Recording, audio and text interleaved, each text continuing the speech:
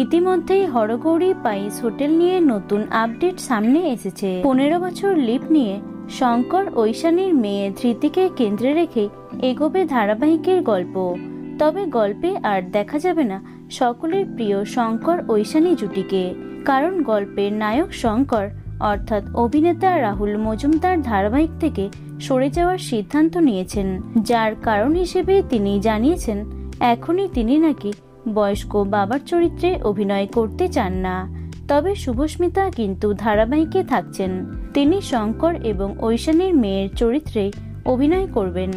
তবে ধৃতির নায়ক কে হবেন সে বিষয়ে জল্পনা ছিল।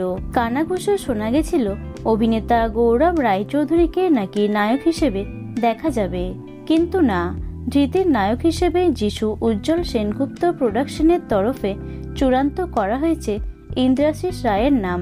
তবে শুধু ইন্দ্রাশিস নন, হরগৌরী পাইস হোটেলে যোগ দিলেন মিঠাই খ্যাত অভিনেত্রী স্বাগতা বসুও। হিরোর ঠাম্মির চরিত্রে দেখা যাবে তাকে। আজ শুক্রবার শেষবারের জন্য হরগৌরী পাইস হোটেলে শুটিং করবেন অভিনেতা রাহুল মজুমদার, এবং সবকিছু ঠিক থাকলে আগামী সপ্তাহ থেকেই হরগৌরী পাইস হোটেলের নতুন অধ্যায় শুরু হবে।